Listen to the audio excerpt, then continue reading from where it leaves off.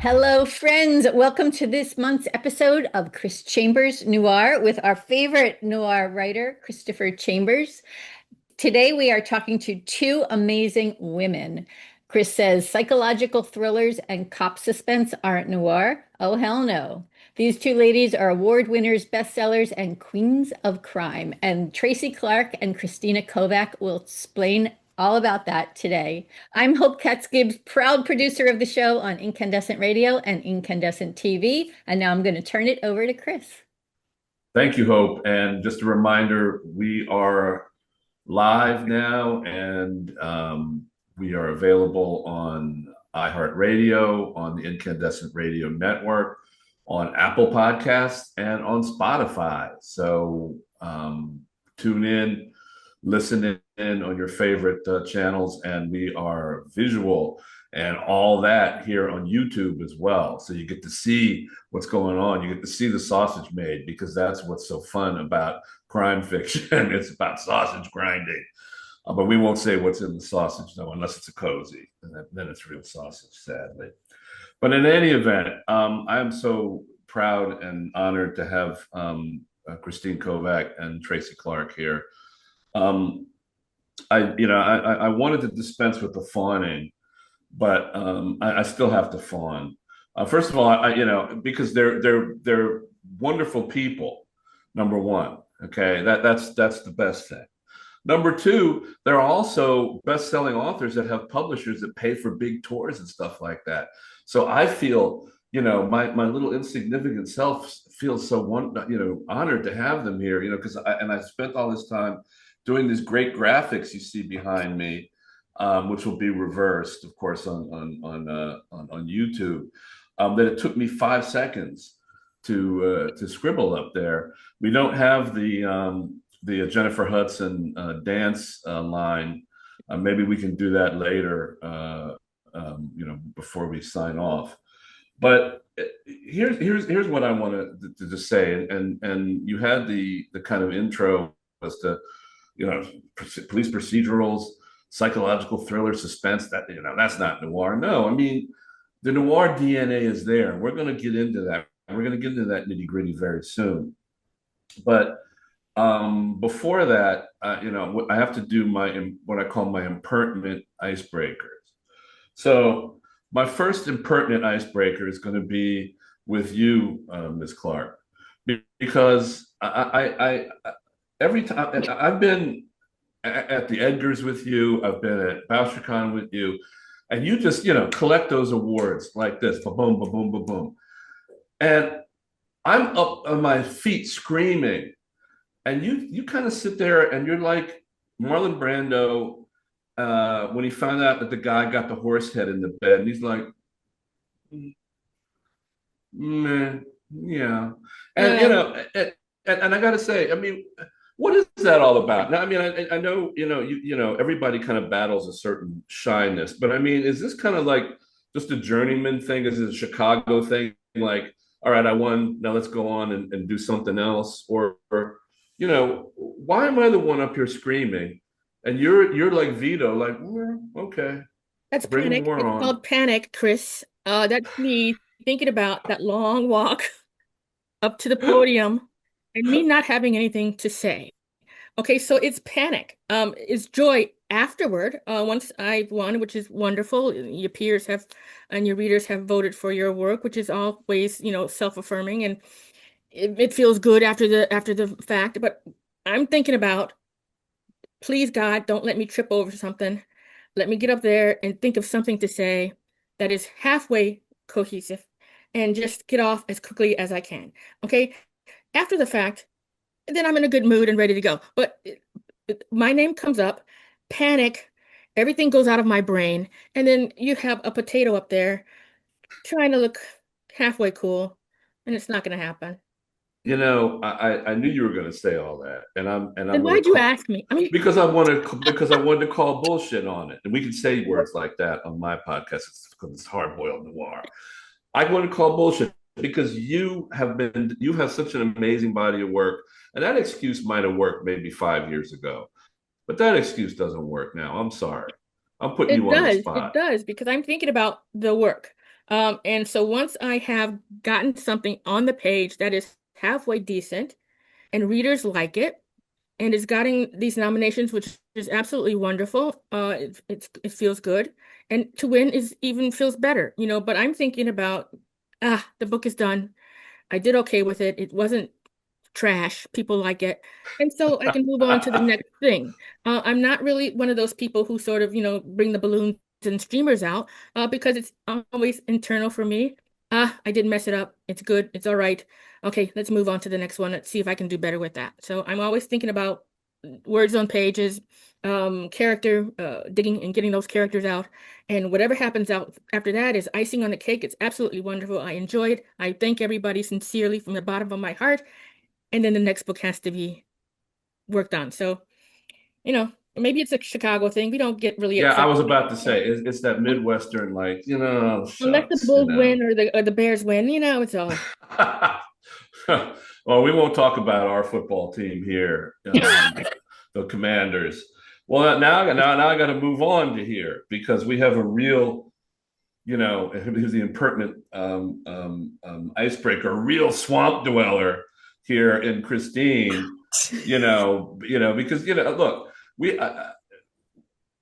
going to get to this too. I mean, we have two journalists here. One of them, print background, drill down, very serious. I mean, no surprise here which one it is. But then we have you, which is Christine, a true swamp dweller, a maven of TV, of DC political TV. I mean, you check every enemy box that probably, some of these clowns who have occupied our city Yes. usually pull out. Yes. But I'm going to put you on the spot here because this is not about the swamp. It's an impertinent icebreaker. You had a very wonderful bunch of launches. So did Tracy. But at one of your launches, you were interviewed by another bestseller, great person, Angie Kim, at Politics and Prose here in DC, and you can't get much more DC than that. Mm-hmm. And in that interview, you had on what had to be the bossest black boots I have ever seen in my life. I mean, Lieutenant Uhura, Nancy Sinatra, and Krista Faust, who was on the last episode of the show, would all been proud of those boots. Mm-hmm. Now, is that the real Christine? I mean, do you just want to like put those boots on and stomp people? Just really just get them. I mean, what is with those boots? I mean, are they an accoutrement, or are they a weapon? A reflection? Tell me about those boots. Chris. I am not wasting those good boots on those yahoos. I am not.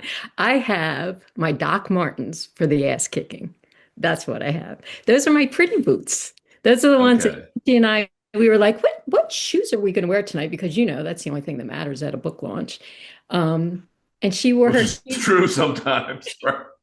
And she was doing her pedicure in the green room for Politics and Prose, and I just shoved on the boots, and we were ready to go. It's that's a little too inside baseball. No. Inside baseball is what this is all. That's what podcasts are all about. Taking inside baseball and making it everybody's business. Because it's such a.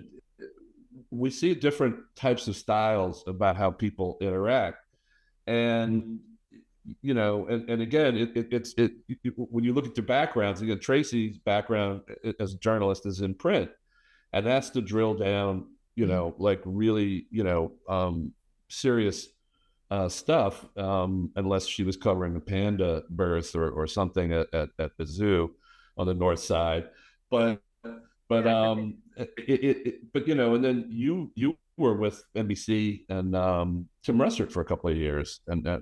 Right. Well, sure. I mean, during the Obama administration, but I started in the street. I mean, I was a local news girl. I lived on Capitol Hill, 600 block of A Street Southeast, back when one of my friends who's a police officer said, there was a girl 2 blocks down the street who looks just like you who disappeared. So, I mean, don't let the boots fool you too much. I mean, I know the TV thing. And even when I did NBC News with Russert, who was like the last of the greats. I mean, he is for real the last of the great journalists. When he died, I felt that like September 11th. It was just like, okay, that's the end of something, and then we're going into something else. It was like, leaving the White House Christmas party at the last Obama Christmas party, walking on 15th Street and knowing that you're going into something else. I mean, it just felt like that extreme, like something is different now. But Tim could be gritty. I mean, the thing is, Tim wasn't just politics. He was best at politics. But he had us chasing, I mean, I chased Chandra Levy. I mean, I didn't chase her, but I tried to chase a guy who, killed her. Monica Lewinsky. Well, that was more political. The DC snipers. Right. I started out in TV, 23 years old, running around sometimes with nothing more than a microphone during the height of the crack epidemic in DC. And a lot of people suffered, and a lot of people deserved better. It was a really tough time. So, you know how to clean up for TV, but there's always, and that's what I kind of like writing about. You know how to clean up for TV. This is what it looks like, except for that's not really what it is. Well, let me ask you, I'm going to push this question to the forefront, though. I mean, go back to Tracy. I mean, how did your journalism career, how does it seep into your writing? I mean, it can't just be, well, I don't mind editing and have other people edit me. I mean, is there something transformative or existential about the journalistic background that you had, Tracy? I mean, and does it pour into the work? I mean, I think it does. But I mean, what is your opinion of your own self? I think coming from journalism, I sort of write differently, I think, than most people would. I'm writing kind of like a news story. Actually, when I first started writing fiction, it was really tight. It was really short. It was really bam, bam, bam, who, what, when, where, how. I had to sort of teach myself how to expand beyond what the essential information is. So I had to sort of teach myself to sort of put all the other stuff in it. So I think coming from journalism to fiction, especially crime fiction, you sort of drill down on what are the essential elements. You're looking for truth, you're looking for realism, you're looking for words that pop. So you're always looking for this. And then the other stuff that you sort of teach yourself how to do, you put that in there too. But I write really simply, okay? Really fast. The chapters move really fast because I'm trying to get, just the essential things in. Character too, all right? But I'm not flowering it with, this red vase sitting on this. I don't care. I don't care what color the vase is unless somebody's going to get hit over the head with it. I mean, so I'm looking at basic information, enough to sort of get you to sort of engage with that character, get that sort of interested in that milieu, the setting, Chicago. That's the character in the books too. And whatever I need to do to get that central information down, that's what I do. And I'm not putting in any, balloons and lollipops and all the rest of those fun things that, people sort of like to read, when they're on a Sunday afternoon with a little tea or something like that. That's not me. Okay. I'm writing grit. I'm writing rats. I'm writing things that I see on the streets of Chicago. I'm writing the river walk. I'm writing dumpsters that smell like sour milk. Those things are Chicago. I'm writing about Chicago, and that stuff is ingrained in my characters, and I'm writing that. I'm zeroing in on that. So you're looking for bang, bang, this ain't going to happen over here. I mean, you just wrote a treatise for us here. I'm going to call George Pelicanos and say, we got to copy this down and try to steal it from her before she copyrights what she just said. But Christine, what about you? I mean, how does, the background, and again, I have my own opinions, and because it does come through in your work, but I mean, what's your opinion of yourself in terms of how that, honestly, bleeds into the work, your background, TV, especially local and national, because this is, an interesting city. This is a local city and a national city and an international city. I mean, it's unique among any in this country. But go ahead. So I write differently than Tracy. That was so interesting to hear you say that, because in TV, I'm a little bit older. So I started in the 20th century. It's like historical. But we used to lay first video and then track, that's the audio over top. And that was the story. And you always write to pictures. And this is really hard for anybody to understand in the digital age. But I'm very visual. I look for visual things. Now, Tracy's right. I mean, like, nobody wants to hear about a red, what color a vase is. But I do like to make sure that people see where they are. I think DC is beautiful. I think it's vibrant because of all the different kinds of people and the different sounds, because they come from all over, the world. I think that every single neighborhood has a different vibe, and I try to get that, like you get from a TV camera. I'm always trying to make the words disappear. So I think I'm kind of doing what Tracy is doing, but like I call it different things just because that's the language of TV. Always in TV, you always wanted the pictures to tell the story. Words should be just almost just, inhaled. It's not something that you're ever aware of. We had this anchor named Brian Williams, and he was always like, adding all these superfluous words. And we're like, you're using up all the video, you're just not hitting your beats. He was just awful.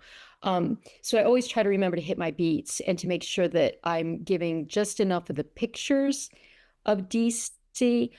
Because the other thing is that DC is seriously, and I'm sorry, Tracy, it's the most beautiful city in the country. It just is. We can drink to that. But I mean, I just think it is. I think it is, it looks beautiful, and there are things behind it that are not beautiful. And that's the really fun place to play in fiction. Well, let's keep all that in mind, what you just said, because I'm going to bring all that back when we actually start talking about noir and noir elements, and breaking down these walls among these silos, among these subgenres. But let's go back, since we to Tracy. I mean, tell us about Edge. Just launched. Tell us what Harriet's into now, and what's different about this. You've got the one-word titles. I love that kind of crap. And Harriet too. But what's different about Edge? I think what's different about Edge is not so much the procedural part of it, because it's a police procedural and they have a case each time. I think what is different about Edge is because this character, this Harriet Foster, is in a different place than she was in book one, which is really sort of enthused me to sort of write. I'm really enthusiastic about writing characters. Characters always come first for me.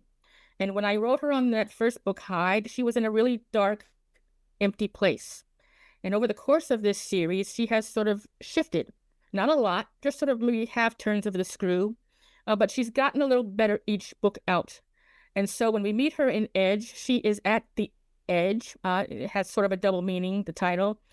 The edge of where she was and where she needs to be. And she's sort of gotten to the point where she can sort of say, I need to change. I need to move. I realize that now. And now she's got to make a move. So Edge is also the name of the toxic drug that is sort of hitting the street. So that's what their case is. But she has to move. She's moved a little bit over the 4 books, and she's at a spot where maybe her eyes are a little bit more open, and she knows that she's got to do something. So that's what is different about this book. That's what is sort of excited me about writing it this way, because I wanted her to get better. I mean, we meet her in book 1, and she's not doing too great. And so I kind of like happy endings, even if I don't write them all the time. And I wanted her to sort of be okay. And so this Edge is sort of her beginning of being okay. You heard my little snicker at the end. If you guys audio caught me, I don't usually write happy endings. That's like understatement. And we're going to come back to that as well. And we talk about noir. Christine, what just fall? people use these labels like psychological thriller, and we're going to talk about that too. We're going to talk about the industry, and these terms like thriller, psychological thriller, and everything. But in Watch Us Fall, what were you trying to convey there, and in terms of the psychological thriller and this kind of tenseness among a group of people, and you have your DC element to it that adds to that. What tell us about the book, which launched, both of you guys launched this week, so go at it. Watch Us Fall is a specific kind of crime novel. It's psychological thriller in that it's about competing stories about two different, maybe more actually, different takes of what happened. And it's up to the reader to kind of decide what is true and what is not true. I called it Watch Us Fall to begin with. It's about 4 post-grad women who live in Georgetown, stone's throw from their alma mater. They had just graduated a year and a half before, so they're quite young, 23, 24, 25 years old. And they're living their best life. They have decided that they're always going to be together. They're best friends. They're going to live together no matter what. And they're struggling the way we all struggle when we get out of college, just trying to find our way in the world. We've left a place that was secure. We haven't found our way yet. So it's like kind of in between this kind of crossroads. It's really very choppy. And I know I just used a road with a river, but you get what I mean. It's like, it's just a lot of upheaval in their lives. And the main character is a woman named Lucy Ambrose, and she is best friends, and she loves, like a sister, a woman named Addie, who she lives with. And Addie falls in love with a famous journalist who is the son of a former presidential candidate who died during a campaign. And he is riddled with all kinds of emotional issues that stem from that. Addie and Josh, the man's name, Addie and Josh break up mysteriously, just like they had this obsessive kind of relationship mysteriously. And they break up. Addie doesn't want to talk about it. A snowstorm comes and he disappears. And mayhem ensues. Well, I'd say the girls unfolds actually, because it right. is And so the girls decide to go, looking for him. And of course, as often does, suspicion turns around and boomerangs on them. So that's where really the problem lies. Well, let me. This is a good jump off point to the thesis, the meat. We silo sometimes in these subgenre titles, police procedural and things like that. I've had the first episode, I guess it's episode 2, I guess, what we had with Gary Phillips, and we were going back and forth like, what does all that mean? I mean, there were people say that originally there were 3 kinds of subgenres in crime fiction, the kind of protoplasm. There was, cozy, the hard-boiled, and the police procedural. There was like the 3-prong, the 3 legs on the stool, and then everything kind of coalesced around that in the primordial sea. And then we get, the super predators like domestic suspense coming in and eating up everything. And then the rebirth of noir and hard boiled. And that it had a very bad rap early on in the 20th century because of misogyny and racism and stuff like that, but then picked up by the very same people that it looked to demean, such as minorities and women, around the same time, and developed in another path. So that's for a book that probably should be written. We'll get Angela Babar to write that one. But you guys look like you break down a lot of these walls. Like, for example, Tracy, you talked about Chicago as a character. I mean, despite my, demeaning your city and that those stupid hot dogs that you have, and What? those that bucket that you can't claim is a pizza, it's a bucket of Dude, meat dude, with. stop. Dude. I knew I was ready for this. Go Get him, ahead, go Tracy. ahead. Call Dare me you? a Philistine. Call me a Philistine. Just go on. Just go on. You don't put Oh my caraway God. seeds on a bun and a pickle on a hot dog. Come on. Oh my God. We're trying to keep you healthy. All right, there's a tomato, pickle, all kinds of crap. All right, come on. Oh, I do like the rib tips. I like the rib tips. The rib tips are good. And Mm-mm-mm. Christine, to give you some context, we go back and forth all the time, and it goes back to a relationship I had a long time ago. And the young woman's mom used to send me out in the middle of the Chicago snowstorms to buy Fists of Crown Royal from Jewel Osco all the time. So that's my Chicago stuff. I like Chicago in the summertime. I like splashing around not too far, right there with the skyscrapers right there in that dirty lake of yours. But here I go. Christine, because our Potomac is so clean and I was going to pristine, say the right? tidal basin is disgusting. It is but disgusting. but going back to you have Chicago as a character, because this in noir the setting is a character, and you said yourself you're interested in the characters, and George Pelicano said that noir is a stylized realism that envelops the characters, and even Gary Phillips and Christopher Faust said that noir it is character driven, as opposed to what you have, and I don't want to belabor this, we're going to talk about this in a minute, the kind of industry standard of when you so especially stuff like domestic suspense now, where everything's got to be propulsive and twisty, almost like, if it's not propulsive and twisty, then it's not real crime fiction anymore. I mean, that's the message that the public is getting. And noir, for years, decades, and even now, kind of cuts back on that. Tracy, what do you think that?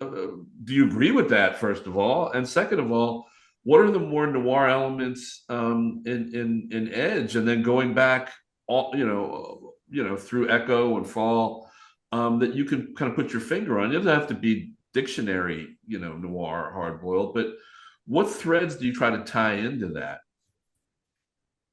Well, I stopped listening at the hot dog, but I'll just try to. I Okay, kind of figured you didn't hear me call the pizza a bucket of I don't tomato know what else you sauce said, but with meat. I think I don't sort of deal with the definition because I'm not just not that kind of a writer. I'm one of those seat of the pants kind of people. So I think I hear the voices. I have an idea of what I want the story to be or what I think the story is going to be, and then I just write. When I think of noir, I'm thinking it's sort of dark and gritty, and I get that. But you've got the hero against the sort of anti-hero, really, sort of. And it's sort of everything's fatalistic, and there's no right, there's wrong, there's no clear-cut sort of boundary of what those things are.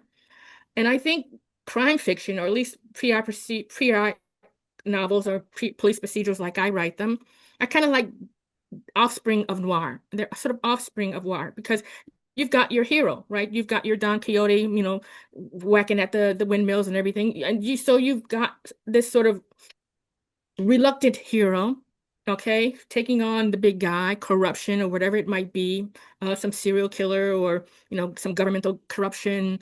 But he's going against all of these big sort of elements, and he's not sure whether or not he's up for it. Neither are the people who he's fighting for. He's got his own set of ethics. He sort of goes by that. And at the end, there has to be some kind of resolution. There has to be some kind of triumph, whether or not he gets the bad guy or not. I mean, he has to sort of solve whatever the thing is, and so live to fight another day.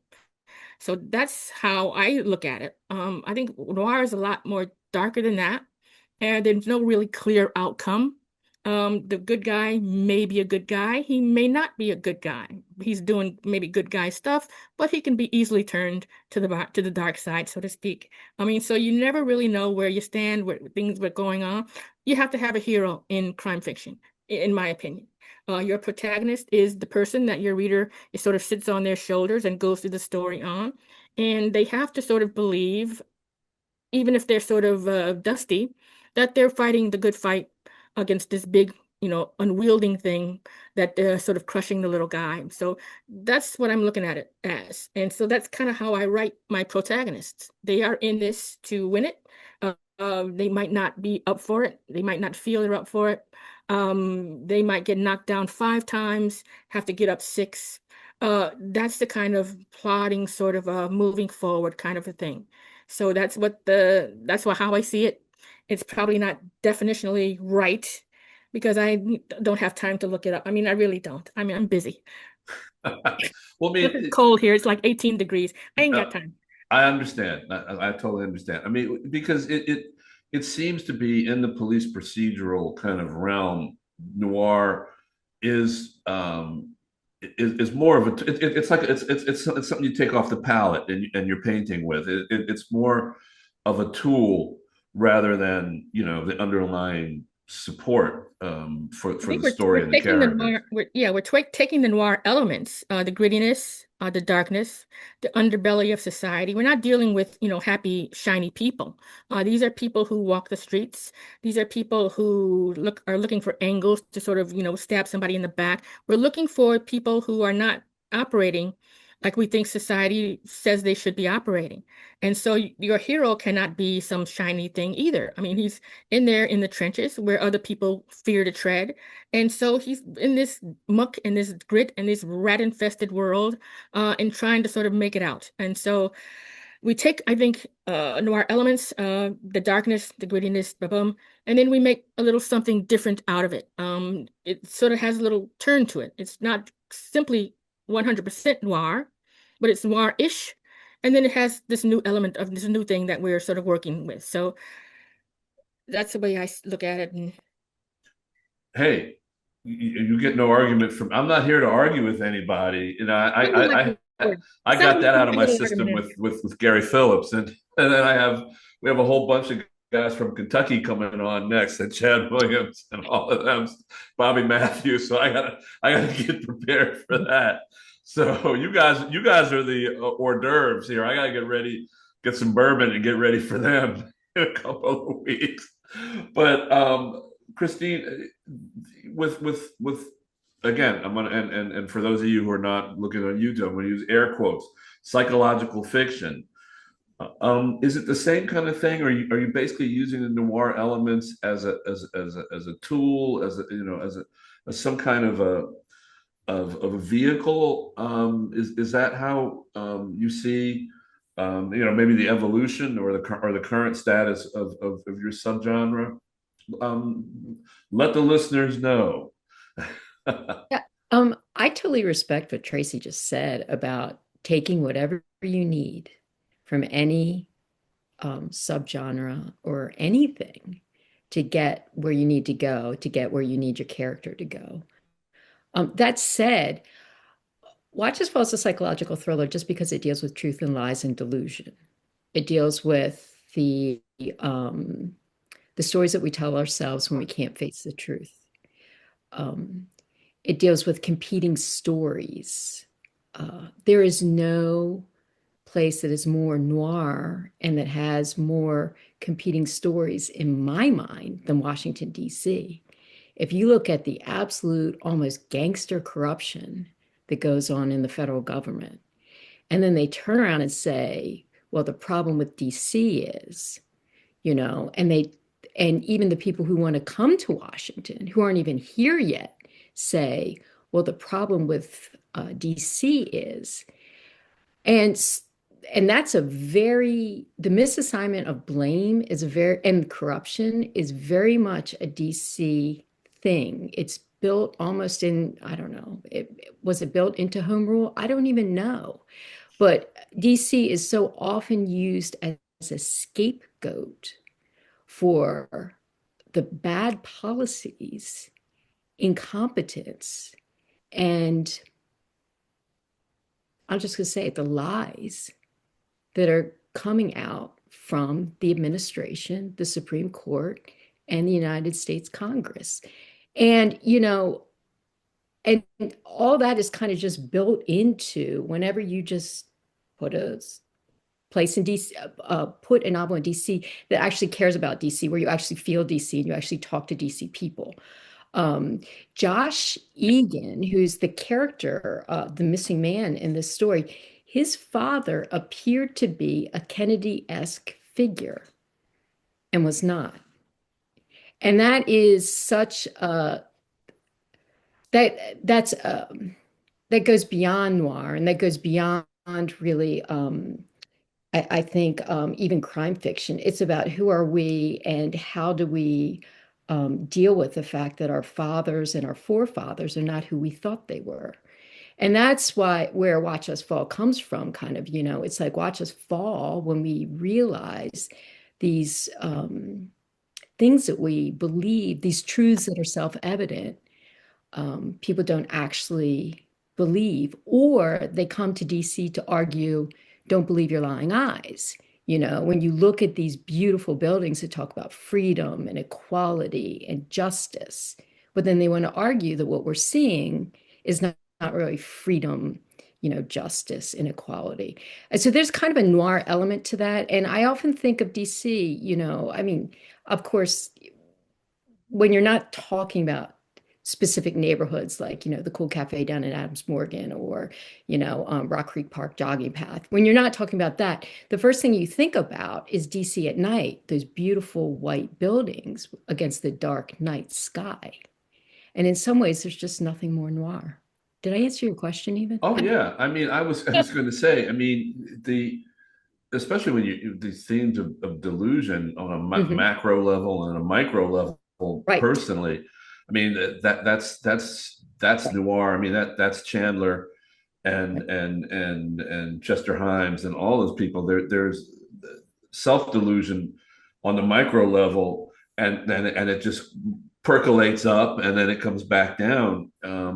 And as Tracy said, it suffuses the whole underbelly, and it depends on. And Tracy, you can kick in here. I mean, a lot of the self-delusion that you might see comes from being in the underbelly. I mean, and I think that's when you look at DC, especially the DC novel now, as opposed to 30 years ago when Jim Grady was writing, the Condor or Robert Ludlum. And you look at places like Chicago now, I mean, people are concentrating on the underbelly. And in my opinion, and Tracy, I don't know if you agree with this, I mean, sometimes self-delusion for people who are caught in the underbelly is the only way to cope. There's a school of thought that says that a lot, the violence in some of these communities is not just a cry for help. It's a way of coping, because there is no way, if you're a rat caught in a box, aside from chewing off your own arm, the natural inclination might be to bite off the arm of the rat next to you because you're being pressed and pressed and pressed and squeezed. I mean, Tracy, is that, do you find any purchase there? I mean, I don't know. I think if you live in the underbelly or you work in the underbelly as cops do, there's no delusion there. You see it, okay? It's not like somebody can sort of paint a shiny picture for you and you choose not to believe it. That's delusion, okay? That you can't be deluded when you're stepping in blood or stepping over bodies or somebody's chasing you with a knife. I mean, you're in it. And so I think those in the underbelly, or the people that I sort of write about, the victims and the people who sort of try to solve whatever the crime is, they're in it. They know exactly what it is. They see it when they know it when they see it. And you write it that way, all right? At least I do. I can't write it any other. I can't write happy when somebody has just died of an overdose with a 4-month-old baby in the bed next to them. Okay, there's nothing happy about that.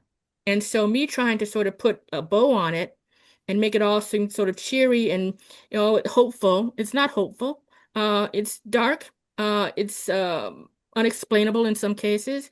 And I kind of like writing that because it's real. It's real. And I think that is a great thing about noir because, as Christina said, it's shiny on top, wonderful buildings at midnight, wonderful picture, but we know that in the sewers, in the little gangways or whatever. I don't know if they have gangways in Washington. You people are weird, whatever. I mean, but in the alleys, in the We have gangways. alleys. Yeah, okay, you have alleys. Okay, alleys, gangways. That's where the shit happens. Just that's where it happens. That's where people die. That's where kids get shot. That's where nobody knows who's dumps in bodies dumped in the. Real shit happens.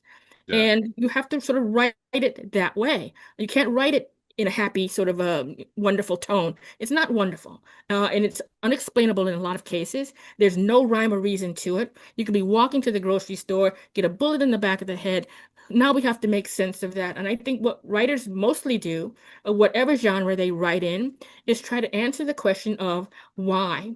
How did this happen? Who would do something like that? What kind of person does it take to? And then you sort of try to answer the question.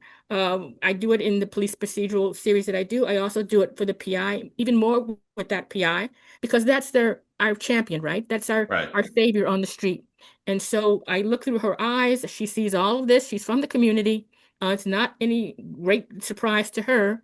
But you have to deal with what is. You can't think about shiny stuff when it's not shiny. When there's a gang shooting or a 15-year-old gets killed or whatever. Okay, that's the reality. And it's not cute. It's not pretty. It's not neat. There's no explanation for it in a lot of cases. Random crap happens all the freaking time, and you have to make sense of it. But Christine, when you do, your brand and again, we're busting through the silos here. I mean, is the why important? And we're gonna, because we're gonna finish up on this kind of industry stuff, where there seems to be a disincentive to talk about the why, and an incentive to write about.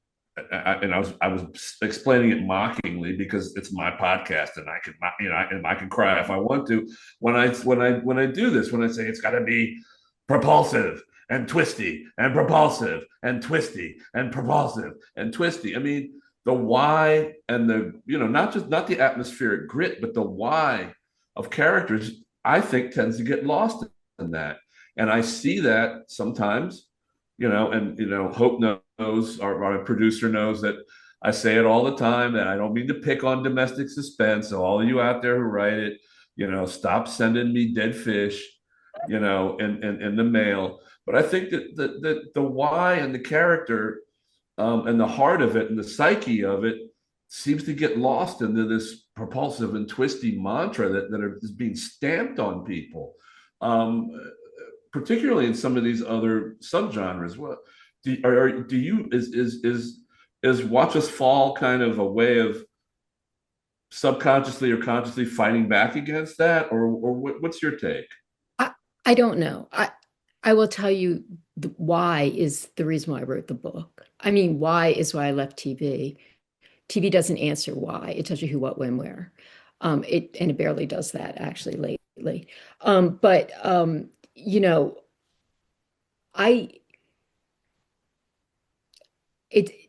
This kind of climate of lying and deceit, that this era of misinformation, the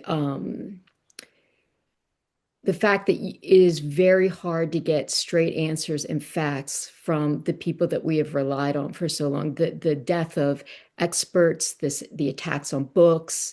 I wanted to know why, not why people lied. I mean, we know why. We know that they're getting something out of it, and it's usually money. There's almost always a financial or power thing. And in fact, my character, Josh Egan, he says that he thinks he's an honest person, but he lies. But what he is most afraid of are lies that people use to control people. And that's me. I mean, that's like, so why do people believe lies? And that was really what I wanted to get into. And it was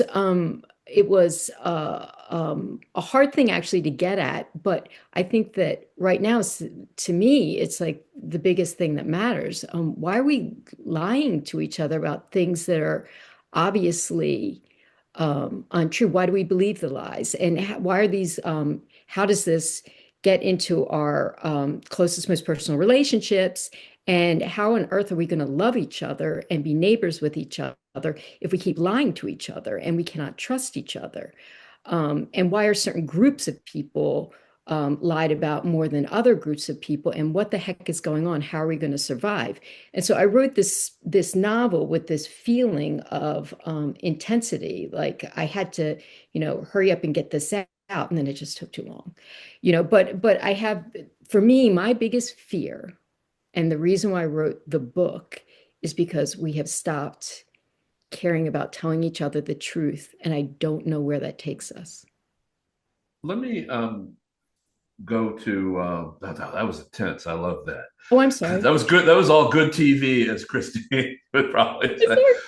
But I mean, I get very tense about the story. It's just, it drives me. No, that's great. But now I'm gonna ask you something more mundane and pedestrian. Why do either of you, and just jump in? Why has our genre, I'm talking about crime fiction now generally, the big silo.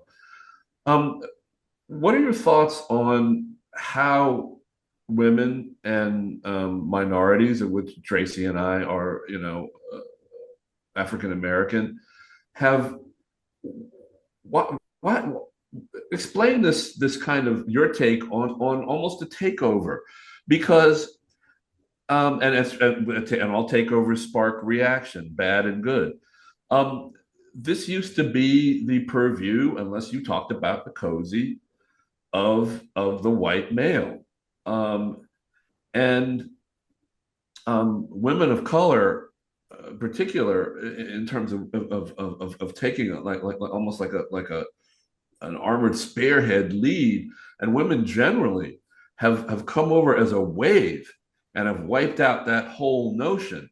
And it has not been well, the cozies have taken over. It is more of women just really insinuating themselves as artists into these sub blocks, and not invading, if you want to be a male chauvinist, they're invading from the cozies, but just coming in, boom, right into the subgenres. I mean, where do you think that's come from? I mean, have the people who've been marginalized finally said, no, I'm taking over? Or is it a natural evolution because most readers are women,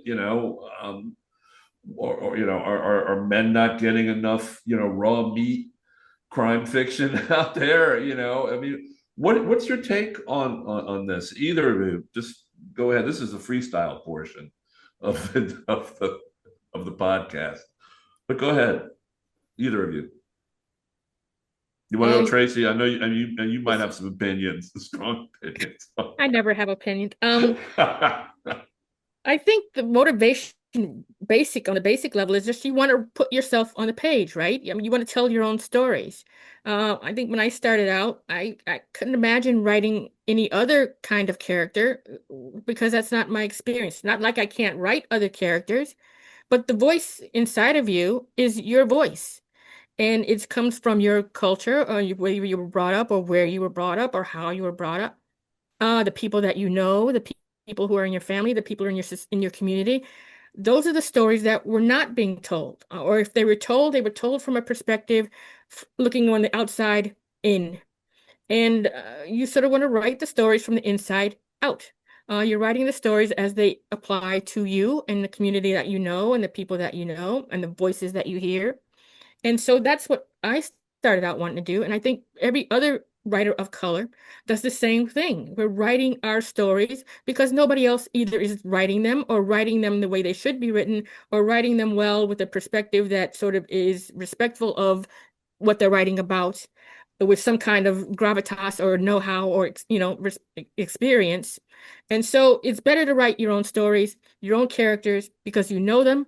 You write about the communities you know because you are in them, And so that's what motivates us, I think. I can't speak for everybody, but I think most writers of color write their stories because they need to be told. The voice is important. It should be worthy of respect and a spot in the publishing milieu. And so that's it. I mean, just basically, I'm writing, I'm writing the stories that mean something to me, characters that say something to me from my perspective, because everybody else is writing them from a perspective that's not really genuine. And so, I'd rather have the real thing as opposed to the facsimile. What about you, Christine? I mean, women have blown up in the gritty colloquial sense. This the psychological thriller genre subgenre. I mean, it just transformed it. Same sentiments as Tracy. I mean, What's your take? in a capitalist society, it's simple. I mean, like, because they sell. I mean, Tracy has sold so Yeah. many books because she's sold so many books because nobody's trying to do Tracy a favor. Tracy writes great books and Ain't people that buy the truth? these books. I mean, there is nobody out there that's going to go to any trouble for Tracy. She has made her way. We write good books that people want to read. It's really simple. Now, that said, I mean, like, so my first person perspective is from a woman's perspective, a white chick, a young 23-year-old white chick. There's a third person perspective from a man, and there's the best friend who is a black woman. And I would not go into the first person with a black female narrator because I didn't feel comfortable taking Addie's story. It should be written by a black person. I mean, that's kind of my feeling. Now, in the book I'm writing now, when third person, where there's a black, but my best friend is black, and all the best friends in all my books are always black. I don't know why I always do that, but it's like you write what you know. And so in the novel that I'm writing now, Sasha is a black woman, but she's third person. So I mean, I'm really careful. I don't think I would ever write a first person guy. I would never, I don't think I would ever write a first person from a different race or ethnicity. Maybe, I don't know, but I would need a lot of help. I mean, when I wrote Addie, I asked my best friend and a bunch of my black friends, hey, does this track? Is this how she would feel? So, and in Watch's Fall, Addie, it comes from her two parents are doctors. I mean, she's from that. So I had to go find my friend Jeff Blunt, who's this wonderful writer, who, he's a black man and his children are much like Addie. So I was like, can I follow your kid around? He was like, no, but I'll tell you some stories. Right. Oh, But were that you ain't going to? bad. No. I talking about tracks. I mean, that totally tracks. Tracy, do you have anything to add or? I don't know. I think we have to write. I think you can't go wrong if you write human. Okay? I mean, we're all human. We all experience the same things. We might look different on the outside, or we might come from different places, but we have love and lust and hate and all of those human elements that every human being walking the face of the earth now or whoever has. And so I think if you write human, and then if it has a little flavor to it, or Christina wants to write a black character, you write it with respect without the stereotypes that we all are aware of. And if you think you sort of run into a problem like you do, ask, have somebody read it, but I think we should be free to write about whoever. We just have to be, I think, respectful of who we're writing about and concentrate on the elements that are meaningful for character and for the reader. And that's it. I mean, I would hate to be limited to writing just black characters. I write all kinds of characters, men, women, because that's what the world's made up of. And if I was sort of limited to just writing about myself, although I want to put my perspective on the page and characters like me on the page, the world is more than that. And so you have to sort of put yourself there, but also put yourself there in the element that it's in society that we're in today, in the world we live in today with all of the diversity. Everybody's different, but write it respectfully, carefully, looking at the human part, the emotional part, what all we all want to sort of have in our lives. Right, And right. then you don't sort of go too wrong, because if you write them as people, readers will get them as people. And even if you make a mistake here or there, they sort of give you a little, little pass there if you make the effort. So I'm thinking, write about whatever, be respectful as you can.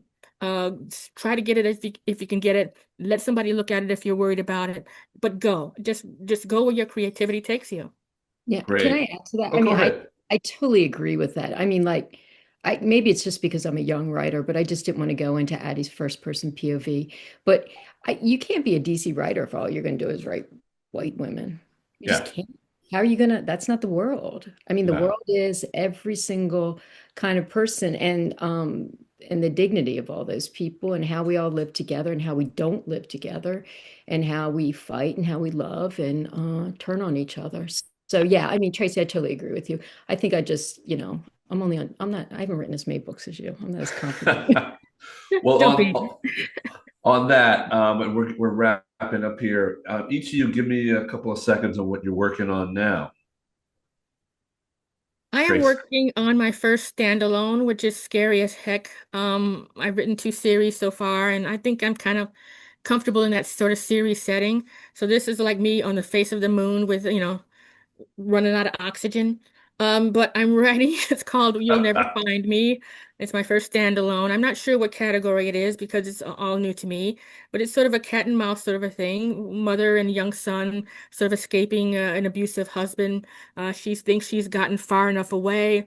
Turns out she didn't quite go far enough, and hilarity ensues. And that's what the book is about in a nutshell. But tough going. I'm just gonna say, I'm not gonna lie to you. It ain't pretty. It's going to be a tough Christmas. Tell me about it, dude. Right. Oh, Christine, what are you working on now? I'm working on my book 3. I'm almost Yay. here. Yay! My second draft. It's a story about two families at war. They live on Capitol Hill, and two mothers in particular. Over It involves the death of a young senior in a high school, and how the mothers all try to protect each other and protect their children. I think the tagline is, "What would you do for your child?" or "What wouldn't you do?" But I'm putting it in Capitol Hill, which I'm really happy about because I get to return to my youth. Well, thank you, Tracy Clark. Newest is Edge, and Christine Kovac. Newest is Watch Us Fall. Thank you for being here. And again, you can find these ladies everywhere because they're bestsellers, but their social media is all over the place. We will be again on the video on YouTube. Follow us on Incandescent Radio, Apple Podcasts, Spotify, and iHeartRadio. And this has been Chris Chambers Noir. See, it hadn't been all that bleak. I'm people say that's going to be bleak, Chris Chambers Noir, and none of our episodes have been bleak. So again, we'll stay tuned. Our last podcast of the year. Again, I'm going to really load up on the bourbon because Bobby Matthews and Chad Williams and all of them. So it's going to be all the way live. So thank you, Tracy, and thank you, Christine. You guys are wonderful. Yeah, this was Thank you. fantastic. You women, holy moly. I'm excited to also feature you on Incandescent Women magazine, where we can get you even more eyeballs and more fans and viewers. And come to Elaine's Literary Salon. That's where Chris and I met, so we can promote you even more. So keep up the great work. Thank you. Tracy's going to have to fly from Midway to do that. Okay, well, next time you're in DC. But thank you all. And, we really appreciate you bringing women's voices to the forefront. It's really powerful. So thank you. Thank you to our listeners and readers. Chris, awesome. Like he said, check us out all over the place: Incandescent Radio, Incandescent TV, Spotify, Apple, iHeart, and most importantly, chrischambersnoir.com, where all of these episodes are available for you to look at. Thank you all. Have a beautiful holiday. We'll see you in 2026. Bye-bye. Yes.